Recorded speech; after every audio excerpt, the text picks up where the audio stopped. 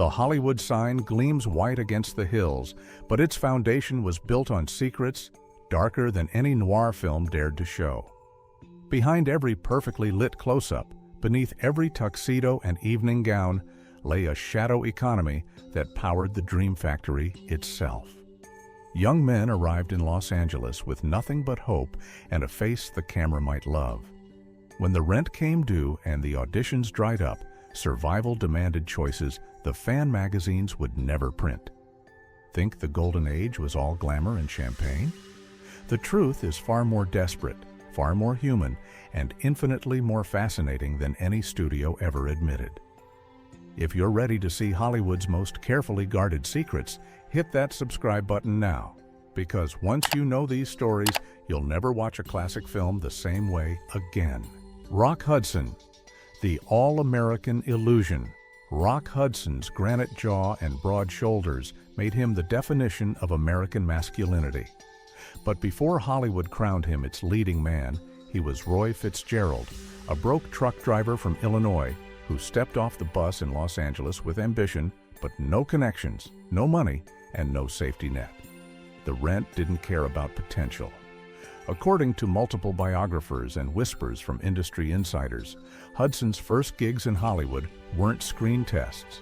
They were private arrangements, exclusive parties where young, desperate actors offered companionship to the wealthy and powerful in exchange for opportunities, connections, or simply a roof overhead. Hudson fell under the wing of Henry Wilson, the notorious agent who specialized in discovering fresh faces straight off the bus. But Wilson's world operated on unspoken rules. Nothing came free. The lines between networking and hustling blurred until they disappeared entirely. Hudson played the game because survival demanded it. The studio machine transformed him into America's heartthrob, but those who knew the real story understood. Behind the perfect smile was a man who'd learned early that Hollywood's dreams were built on desperate deals made in the shadows. Scotty Bowers. The man who knew everyone's secrets. Scotty Bowers wasn't just a hustler.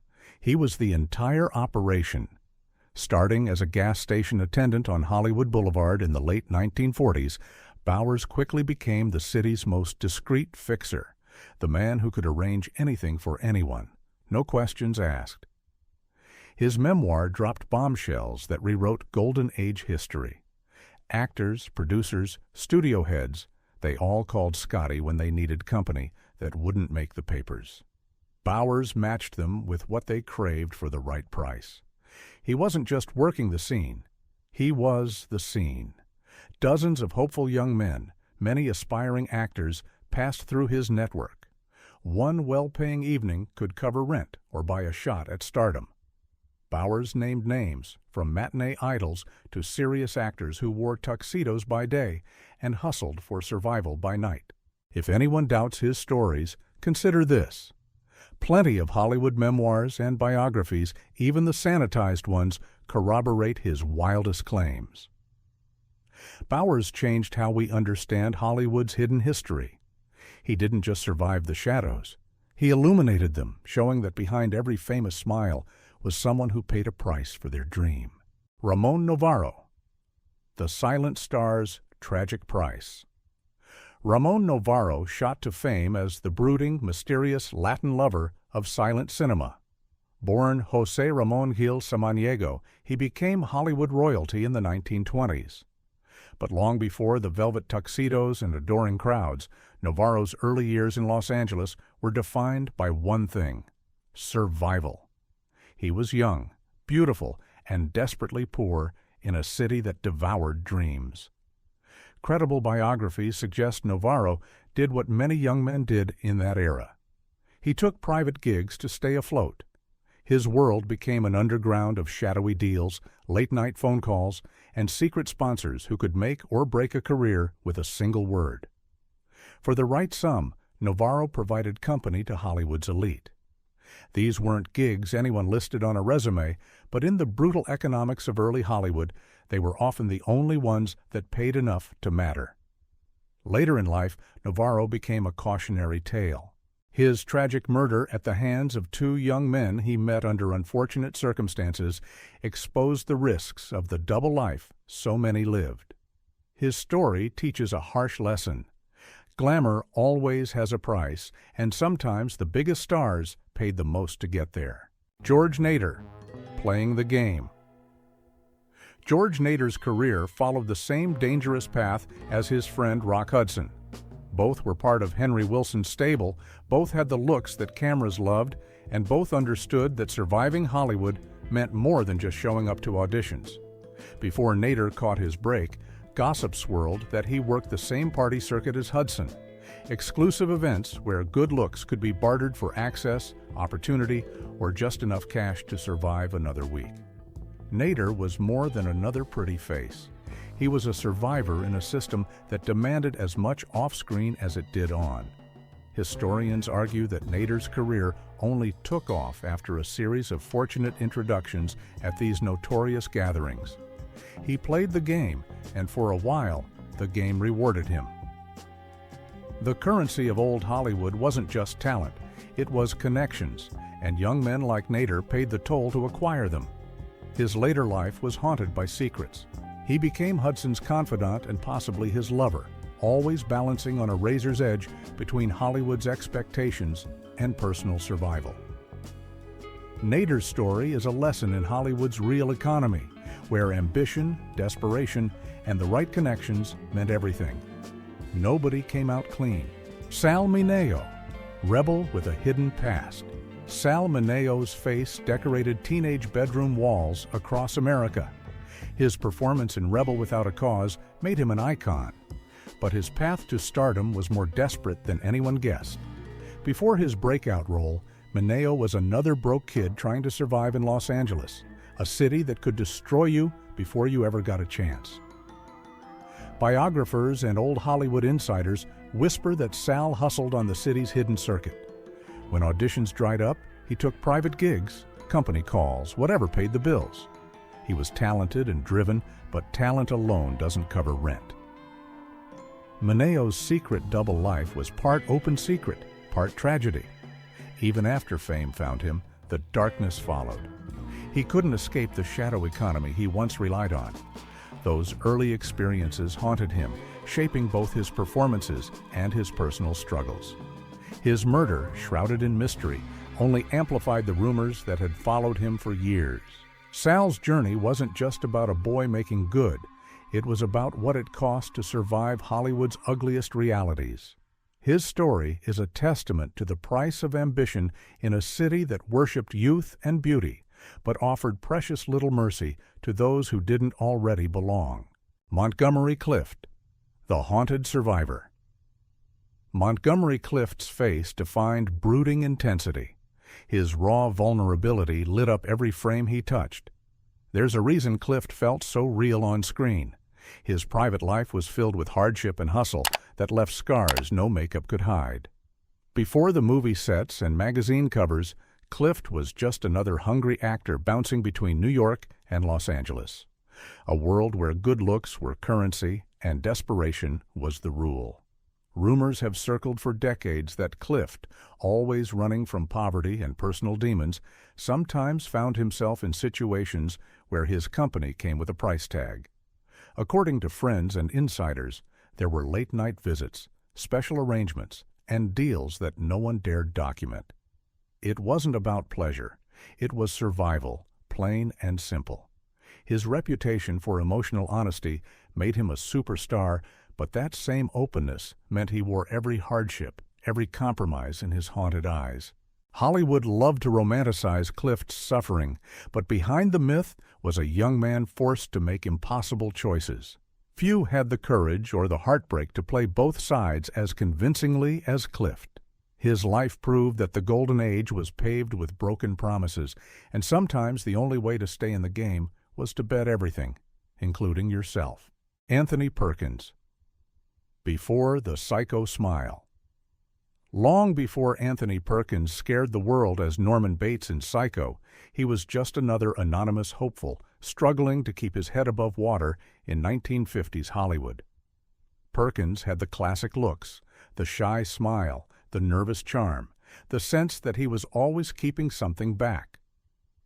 According to multiple biographers and Hollywood's relentless rumor mill, what he kept back was a period when he hustled to survive. In the days before stardom, Perkins ran in the same circles as other young actors on this list, broke, ambitious, and willing to take on party work or special arrangements for extra cash. The casting couch wasn't just for ingenues. There was an entire underground market for young men desperate enough to barter their dignity for a shot at the screen. Perkins learned that the right party or the right introduction could change everything overnight. His friendships, romances, and secrets all blurred together, creating a tangled web he spent his career trying to keep from the headlines. Even as he became a household name, the rumors about his early days never died. For Perkins, the real horror wasn't the shower scene in Psycho. It was the price he paid just to get his foot in the door. Tab Hunter, the all-American secret. If you looked up all-American heartthrob in a 1950s magazine, Tab Hunter's grin would stare back at you. But that movie poster perfection hit a grind much grittier than the fan clubs ever suspected. Hunter's own memoir is refreshingly honest about what it took to survive in a town built on secrets. Like so many of his peers, Hunter found that sometimes the only thing he had to offer was himself, and the market for that was bustling if you knew the right doors to knock on. Henry Wilson, who managed Hunter's rise, was infamous for recruiting struggling young men straight off the bus and introducing them to arrangements that blurred every line between professional and personal. Hunter never names names, but his stories make it clear. If you wanted to eat, if you wanted a shot at stardom, sometimes you had to do whatever it took. Private parties, mysterious benefactors, and connections that came with strings attached were all part of the job description. Hunter survived the old system with his dignity mostly intact, but not everyone was so lucky. He made it to the top, but not without carrying the weight of those secrets. Tab Hunter's story isn't just about a boy who made it big. It's about what happens when a dream town forces you to make deals just to stay afloat. Tyrone Power, the swashbuckler's secret. Tyrone Power had the face that could launch 1,000 movie tickets and the charisma to match. But before he was swinging swords and wooing leading ladies, Power was another kid in New York chasing bit parts and scraping by however he could. Whispers from old studio hands, private memoirs, and the gossip machine all hint at a past that didn't match the studio-approved image. Stories have persisted for decades that Power, like many good-looking young hopefuls, took private meetings with powerful men whose help always came at a cost. For actors like Power, survival in pre-war Hollywood meant working from every angle. Sometimes that meant the kind of companionship deals nobody put on paper, but everyone in the know talked about after the cocktails were gone. The lines between ambition, exploitation, and necessity blurred into something almost invisible. By the time Power became a global star, his secrets were buried under layers of charm and carefully constructed studio myths. But the rumors never fully died. In the old Hollywood grapevine, Tyrone Power's legacy is double-edged. The adored star on screen and the hustler who did what he had to do before anyone knew his name. Every tuxedo hides a past. William Haines, the rebel who rewrote the rules. William Haines was old Hollywood's ultimate rebel, a man who refused to play by anyone's rules but his own, even when it cost him everything. Long before he became MGM's top box office draw, Haines was hustling in New York and Los Angeles, using his charm and wit to survive. Unlike many of his peers, Haines joked openly with friends about his early days, where the line between survival and hustling was razor thin. He understood the real rules of Hollywood better than most. If you were young, broke, and pretty, there was always someone willing to pay for your company, your time, or your promises. For Haines, those early arrangements weren't just about desperation. They were about taking control in a system that gave young actors almost no power. His refusal to hide who he was eventually led to a showdown with MGM. When the studio forced him to choose between his career and his love life, Haines walked away from superstardom and built a new empire as one of the most sought-after interior designers in Hollywood. He's remembered now as a pioneer, a man who owned his truth in a town built on lies. Haines proved that sometimes the boldest hustlers become the biggest legends. Van Johnson, the boy next door's hidden reality. Van Johnson, MGM's boy next door, looked like he'd never even jaywalked, let alone hustled on Hollywood streets. But that smile and golden boy charm covered a much harsher reality. Johnson arrived in Hollywood without money or family connections, just a prayer and the hope that talent alone could get him noticed. In a city where everyone is hungry, sometimes the menu isn't what you'd expect. Hollywood's undercurrent was always about who you knew and sometimes who you helped along the way. There's no shortage of old-timers and biographers who tell stories about Johnson's early days. Desperate for rent, he joined the hidden party scene, rubbing elbows with studio execs, producers, and wealthy men who always seemed to have an extra envelope of cash for companionship. He wasn't alone. Dozens of young men in that era survived by making deals in smoky back rooms where favors were currency. Johnson's transition from hustling to household name is a classic Hollywood transformation. The studio spun him into an all-American poster boy, but those who knew him before the gloss remember a guy who'd seen the business at its most unforgiving. Behind every soft-focus close-up was the steel of a survivor who learned early that nobody hands you anything for free. Farley Granger, the wide-eyed hustler. Farley Granger's on-screen innocence was legendary. Those wide eyes, that lost puppy vulnerability. But in the jungle of 1940s and 50s, Hollywood, you needed more than good looks to last. Granger was open in later years about his complicated private life. He wrote in his memoir about being kept by a Broadway producer before Hollywood ever called. Even after his breakout roles, he found himself at elite parties where introductions and opportunities came with unspoken conditions. For Granger, hustling wasn't about scandal. It was about survival. Young, beautiful, and broke, he learned to navigate a world where the casting couch didn't discriminate. Connections were everything, and sometimes that meant playing the game on terms you never set. Granger moved between worlds, always keeping his dignity, but never denying how tough it was to stay afloat when the spotlight went dark. His honesty in later years was rare. Most stars took their secrets to the grave, but Granger understood that his story wasn't unique. The lesson from Granger's story. Hollywood's pretty faces often came with ugly histories, and the innocent were usually just the best at hiding how hard they had to hustle. Behind those wide eyes was a survivor who understood the real cost of fame. Cary Grant, the architect of reinvention.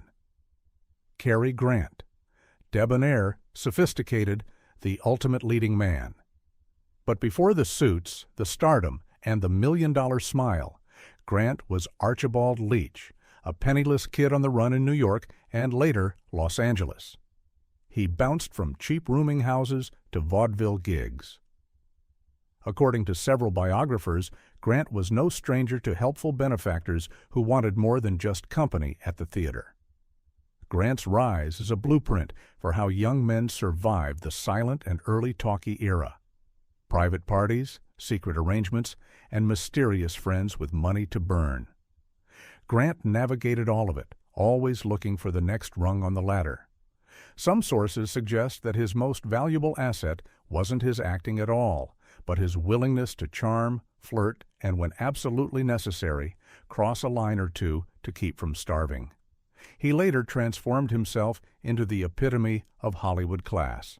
But the shadows of those early days never entirely faded. Grant was proof that reinvention is Hollywood's greatest magic trick. Behind the magic, you'll find the hard, unglamorous work of just trying to survive. Every polished gesture, every perfect accent was a lesson learned in the school of desperate necessity. John Ireland, the tough guy's tender. Past, John Ireland always played the rough guy, the one with the hard stare and quick fists. But life before fame was anything but tough guy glamorous. As a young man in New York, Ireland faced the same cold reality as so many other actors. Rent due, no roles, and doors slamming in his face. Old studio hands and Broadway gossips have swapped stories for years about Ireland's time as a rent boy, a young man who could be counted on to show up at the right parties, say the right things, and make sure certain powerful men remembered his name. For Ireland, this wasn't about wild nights or parties. It was survival. He hustled not for thrills, but for the next meal, the next month's rent, or a break that always seemed just out of reach. Once he hit it big, he never looked back, burying that chapter deep beneath the public persona of the tough-as-nails star. But in every hard stare, in every gritty role, you could see a glimmer of the kid who learned early that Hollywood chews up the innocent and spits out only the cunning.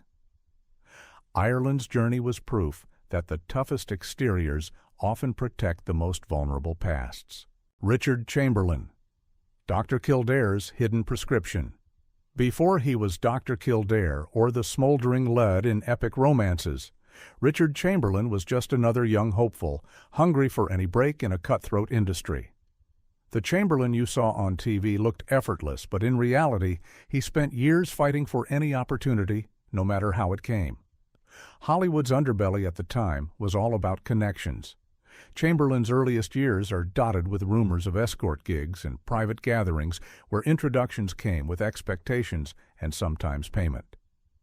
Chamberlain's career was carefully managed by powerful agents who, behind closed doors, orchestrated more than just auditions. He was part of a generation where you did what you had to do. Friends and insiders say he played the same private party game as many others, understanding early that success in Hollywood wasn't just about talent. It was about who you were willing to meet and what you were willing to do when you got there. Even as he became a household name, those secrets never left him. The smiling doctor on television screens across America carried a past that would never make the fan magazines. Chamberlain's story is the perfect example of how the prettiest faces on the screen often hid the toughest battles and the most complicated pasts. John Gavin, the all-American arrangement. John Gavin's path to stardom was the stuff of casting agent daydreams, tall, handsome, all-American. But behind the glossy studio press photos, Gavin's start in Hollywood was anything but golden. In the post-war years, the competition was brutal, and the city was full of sharks. Gavin's name regularly comes up in old-school industry whispers about the private companion circuit. Networks of young actors managed by agents like Henry Wilson who would attend exclusive gatherings where deals and introductions happened after hours, with expectations that always went beyond handshakes. For many, these arrangements weren't a choice, but a necessity. Rent was due, groceries had to be bought, and sometimes the only way to get noticed was to accept invitations that nobody discussed in public. Gavin wasn't just a pretty face. He was a survivor who learned early how to play the game, even when the rules changed behind closed doors. His later image as a diplomatic, respectable actor only proved how well he'd learned to adapt. In Hollywood, the people who last are the ones who figure out how to keep their secrets hidden in plain sight. Gavin mastered that art better than most. Rudolph Valentino, the original Latin lover's price. Rudolph Valentino, the Latin lover who set hearts and box offices on fire, was one of the earliest cautionary tales about the true cost of Tinseltown fame. Fresh off the boat from Italy and utterly penniless, Valentino worked menial jobs in New York and Los Angeles before landing his first roles. But in between, he mixed in circles where introductions to wealthy patrons were more valuable than any agent. Biographers have pieced together stories of Valentino's early years, filled with mysterious benefactors and companionship gigs, meetings where money changed hands, always under a thick cloud of discretion. These were not the glamorous affairs you see in old fan magazines, but gritty, sometimes desperate arrangements. Valentino's stunning looks were both his ticket in and his greatest vulnerability. The rumors swirled for decades, and though studio heads worked overtime to protect his image, the truth is that for many young actors, survival meant paying a price with no contract ever listed. Valentino's tragic end at just 31 left more questions than answers. But one thing is clear. In Hollywood, even legends have skeletons, and the city never stops whispering. His legacy is both his films and the shadow story beneath them. Dennis Hopper, Easy Rider's Hard Road. Before he was the wild man of Easy Rider or the face of New Hollywood Rebellion, Dennis Hopper was just another fresh-faced driver hoping the next audition would finally change his luck. But when luck ran out, resourcefulness kicked in. Hopper came up through a world where unwritten rules were enforced by powerful agents, predatory producers, and endless party circuits. According to insiders, Hopper did his share of after-hours work in the 1950s, attending parties where the right company offered at the right time could buy you more than just a drink. It could buy you an introduction, a small part, or simply next month's rent. Hopper's later persona, rebellious, unpredictable, always on the edge, was forged in these early days of struggle. He never admitted anything outright, but those in the know say his survivor's instinct was honed by learning exactly how Hollywood's back channels operated. For Hopper, every favor came with a price, and every opportunity was one step away from falling back into the shadows. He played by Hollywood's real rules, the ones written in whispers and paid in cash. That edge, that danger that made him perfect for counterculture films, was born from genuine desperation and hard-won survival. George Maharis, Route 66's Detours. George Maharis looked every bit the clean-cut American TV star in Route 66, but his private world was tangled with the same hidden networks that made and broke so many dreams in 1950s and 60s Hollywood. Arrested in what newspapers delicately called compromising situations, Maharis found himself exposed to public scrutiny more than once. But the reality was even rougher behind the scenes. Early in his career, Maharis, like so many others, did what it took to survive, accepting party gigs, making deals for introductions, and joining the silent army of young men for whom hustling was the only way to keep hope alive. Maharis's life is a study in duality, the polished TV hero by day, the struggling survivor by night. Even as his fame grew, the old rumors clung to him, proof that in Hollywood, your past is never really past. The arrests brought unwanted attention to a lifestyle that most of his contemporaries managed to keep hidden. For Maharis and so many others, the Hollywood dream always came with a hidden price tag, and the receipts were paid in secrecy. His story is a reminder that even clean-cut heroes carried secrets that could destroy their carefully constructed images. Guy Madison, The Cowboy's Real Rodeo. Guy Madison's clean-cut cowboy image was all show. In reality, Madison's early years in Los Angeles were defined by the same hustling, backroom deals and after-hours arrangements that shaped the careers of many pretty faces in the 1940s and 50s. Handpicked by Henry Wilson, the master of launching desperate young men, Madison found himself pulled into a world where invitations to exclusive parties often doubled as auditions for opportunities you'd never see in a studio contract. The rumor mill says Madison did company work to cover rent and make connections long before the studio started printing his face on movie posters. Those close to him recall stories of whispered deals and mysterious benefactors, the kind that were never written down but always remembered.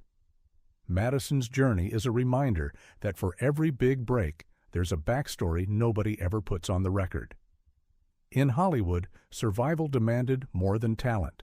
It demanded an unflinching willingness to do what it took, even when the lights were off and the cameras weren't rolling. The cowboy who rode across television screens was built on a foundation of deals made in shadows, where dignity was traded for opportunity and survival trumped every other consideration. Don Murray, Bus Stop's Hidden Station. Don Murray is best known for his breakout role in Bus Stop, but before the applause, there were the lean years filled with uncertainty, bad auditions, and late rent. Like so many others, Murray found himself navigating the unspoken rules of Hollywood's underbelly, accepting favors and company gigs set up by power brokers who expected more than a handshake. The stories about Murray's arrangements circulated among studio insiders, painting a picture of a man who learned early that opportunities came with strings attached. Murray's eventual success was built not just on talent, but on his willingness to survive the roughest stretches of the journey. He never made headlines for scandal, but those who knew the old Hollywood code understood that nobody's path was spotless. The industry demanded payment in forms that never appeared on contracts, and Murray paid his dues like everyone else. Murray's story is a quiet testament to how the most enduring careers often start in places nobody dares to talk about. The performances that eventually earned him acclaim were built on a foundation of survival, compromise, and the determination to keep moving forward no matter what it cost. Behind the talent was a survivor who understood Hollywood's real price. Troy Donahue, the teen idol's hidden toll. Troy.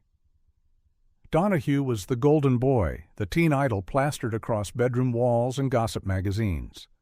But the real story behind that perfect hair and wide smile was a brutal scramble for survival. Like many of Henry Wilson's discoveries, Donahue entered Hollywood when studio power brokers wielded enormous control. His first years in the business were marked by a string of late-night parties and special favors, the kind of arrangements whispered about but never written down.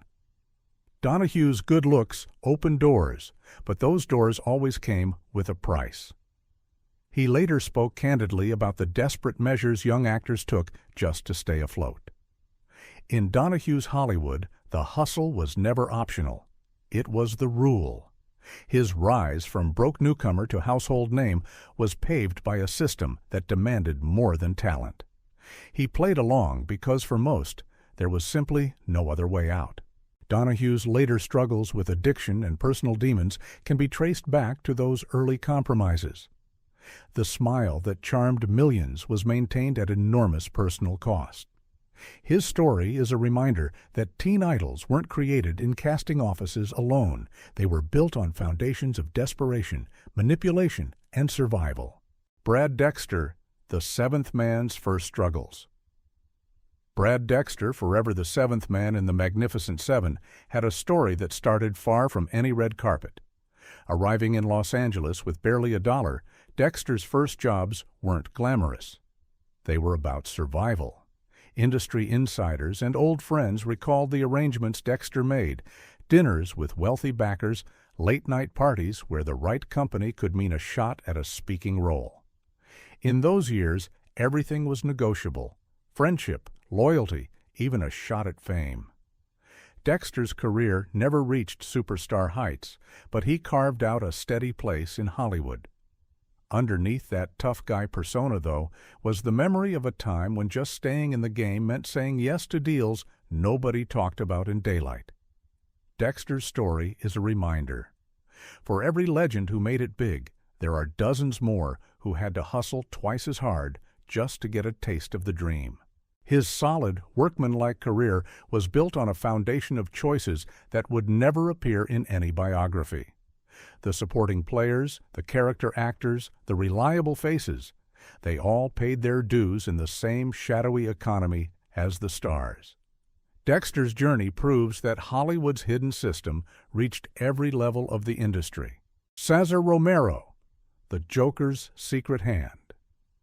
Cesar Romero, forever remembered as the Joker in the Batman TV series, had a persona that was all charm and theatrical flourish.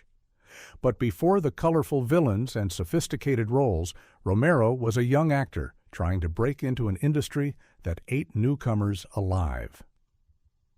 Born to wealthy Cuban parents who lost everything, Romero arrived in Hollywood needing work desperately. His good looks and dancing skills got him noticed, but whispers from the old guard suggest he also played the companion game, attending parties where powerful studio executives mixed business with pleasure. Romero was part of Hollywood's gay circuit, though he never publicly acknowledged his sexuality. Friends say he was a master at navigating the system, understanding that discretion meant survival. He attended the right gatherings, made the right connections, and kept his private life completely separate from his public image. Unlike some who struggled with the duality, Romero seemed to accept Hollywood's terms without visible anguish. He became one of the industry's most reliable character actors, working steadily for decades.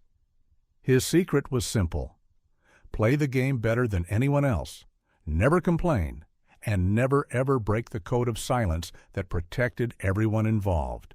James Dean, rebel with too many causes. James Dean became the ultimate symbol of teenage rebellion, but his path to rebel without a cause was paved with compromises that would have destroyed his carefully constructed image.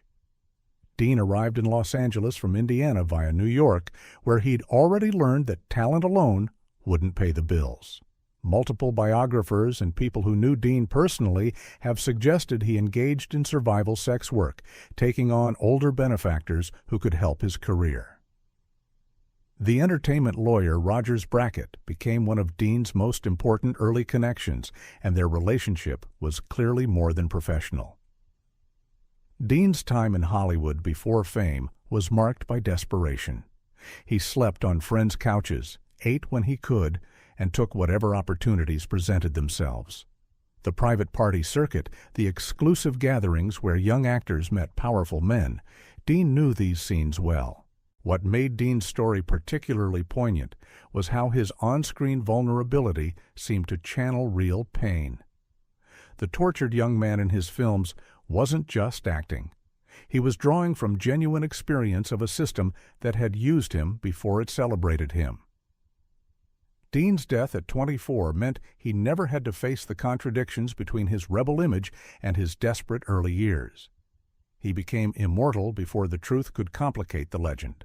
Dirk Bogarde, the British officer's campaign. Dirk Bogarde became one of Britain's most respected actors, but his early years were marked by the same desperate survival tactics that defined Hollywood's hidden economy. Before the war, Bogarde was a struggling young actor in London, where the theater world operated on its own version of Hollywood's companion system. Bogarde was more open in his later writings than most, carefully hinting at relationships with older men who helped his career. His wartime service interrupted his rise, but when he returned to acting, he understood exactly how the game was played. In post-war British cinema, the same networks of power and patronage existed as in Hollywood. Bogarde navigated these waters with intelligence and discretion, forming connections that would serve his career for decades. Unlike many American actors who lived in terror of exposure, Bogarde seemed to accept his sexuality as fact, even as he publicly denied it. His later career included groundbreaking roles that challenged sexual norms, particularly Victim in 1961, which directly addressed homosexuality. Perhaps Bogarde's willingness to take these risks came from understanding personally what was at stake. His sophisticated, complicated performances drew from a life of managing contradictions between public image and private reality, a skill he mastered in those early desperate years. Dan Dailey, The Dancing Man's Steps. Dan Dailey, the song and dance man who lit up musicals in the 1940s and 50s, projected wholesome American energy. But his path to those cheerful musical numbers was darker than the script suggested. Dailey arrived in Hollywood with talent but no connections, and in that era, connections were everything. Industry rumors, particularly among the theater crowd where Dailey got his start, suggested he worked the companion circuit before breaking through. His dancing skills and boyish charm made him attractive to the powerful men who controlled casting, and Dailey learned to leverage those assets. What made Dailey's story particularly interesting was his later struggles with alcoholism and personal demons. Friends suggested these issues stemmed partly from the compromises he'd made early on. The bright smile and energetic performances masked a man carrying considerable pain. Dailey's career was solid, but never reached the absolute top tier, perhaps because he couldn't entirely escape the whispers that followed him. Still, he worked steadily for decades, proving that in Hollywood you could build a respectable career even if everyone in the industry knew your secrets.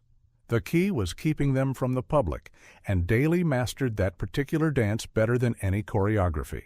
Clifton Webb, the elegant arrangement.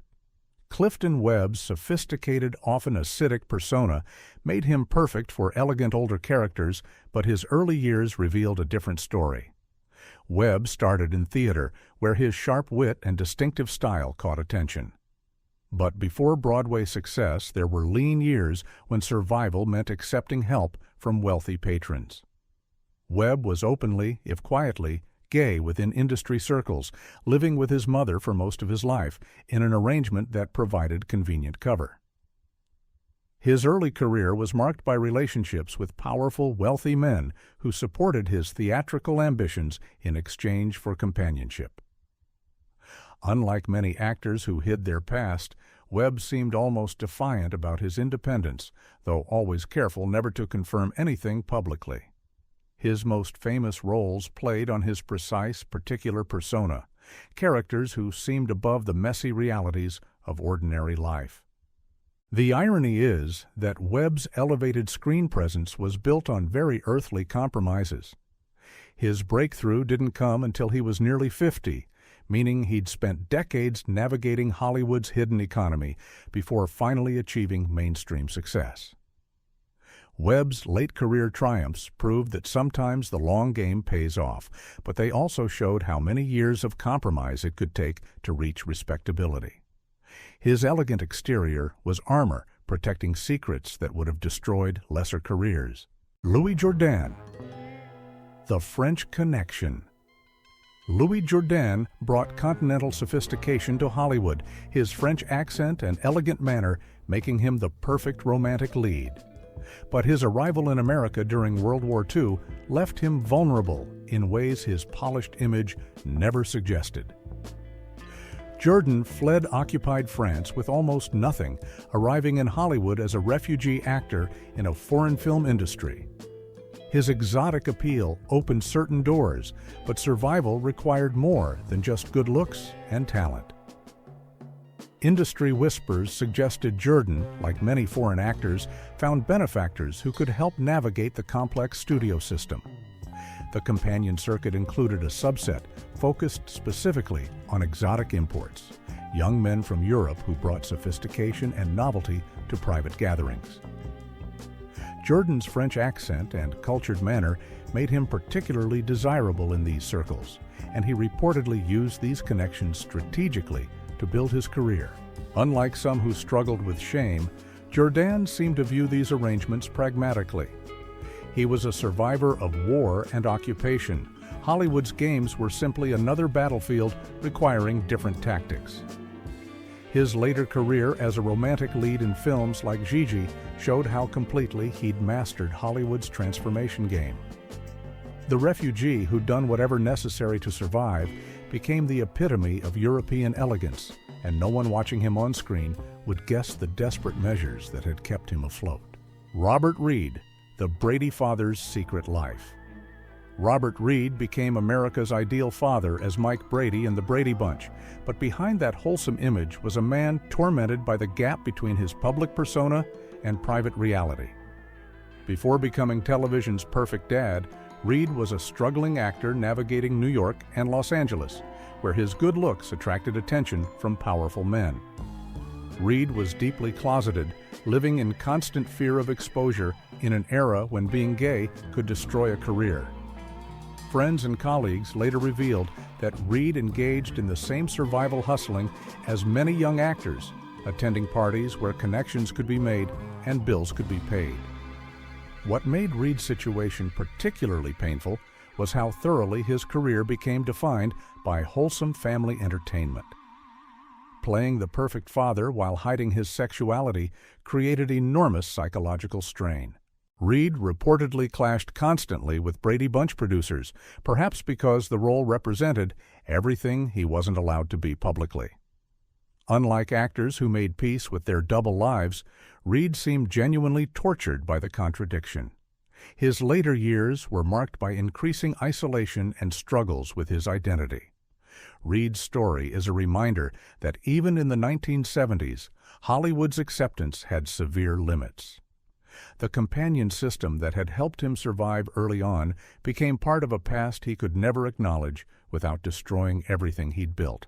Laurence Harvey, the Lithuanian survivor. Laurence Harvey's brooding intensity made him perfect for complicated, morally ambiguous roles. But his path to stardom began in much harder circumstances than most knew. Born Larushka Skikny in Lithuania, Harvey survived Nazi occupation, wartime displacement, and immigration to Britain with nothing. Harvey's early years in British theater were marked by desperation and a willingness to do whatever it took to survive. Multiple sources suggest Harvey worked as a companion for wealthy older men, both in London and later when he broke into Hollywood. His exotic looks and mysterious persona made him attractive in the underground market for companionship. What distinguished Harvey was his apparent lack of sentimentality about these arrangements. Friends described him as calculating and ambitious, viewing his early hustling as simply another form of work, no different than any other job. Harvey's breakthrough came with Room at the Top, playing a working-class man willing to use people to climb socially, a role that drew heavily from his own experience. His later career included increasingly dark, complex characters, as if Harvey was working through his own complicated relationship with ambition and compromise. His relatively early death at 45 cut short a career that had been built on survival instincts honed in the hardest possible circumstances. Harvey proved that sometimes the most driven performers are the ones who've already survived worse than Hollywood could ever throw at them. Jack Wrangler, the unapologetic truth-teller. Jack Wrangler was a legend in two worlds, the underground circuit of pre-fame Hollywood and later as a bold personality in adult entertainment and theater. But before the spotlights and headlines, Wrangler was just another young man trying to make ends meet in a city built on ambition and illusion. He arrived in Los Angeles armed with little more than charm and confidence, quickly discovering that the quickest way to a paycheck or a crucial introduction was through the hidden network of companionship gigs arranged in the shadows. Friends from those early days described Wrangler as fearless, never ashamed to admit he'd done what he had to do to survive.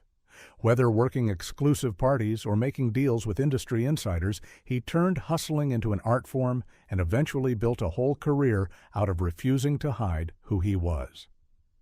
Wrangler's unapologetic honesty would later become his calling card.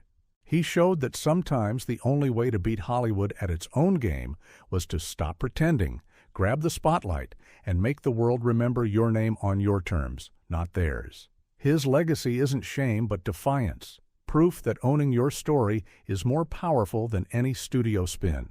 31 stories. 31 men who arrived in Hollywood with nothing but dreams and discovered that dreams alone don't pay rent. The golden age wasn't golden for everyone. Behind the perfect lighting and glamorous premieres was a shadow economy that powered the entire machine. These men weren't victims or villains. They were survivors in a system designed to exploit desperation. They made impossible choices in impossible circumstances, trading dignity for opportunity because that was the only trade Hollywood offered. What their stories teach us isn't scandal. It's humanity. The distance between desperation and stardom is often just one connection, one compromise, one night that nobody ever writes down but everyone remembers. Hollywood built its empire on ambition, but it was powered by the people willing to pay any price to stay in the game. The next time you watch a classic film, remember, every perfect smile on that screen was earned in ways the cameras never captured. Which story surprised you most? Share your thoughts below and subscribe for more untold Hollywood history. Because the real stories are always hidden in the shadows. waiting to be told.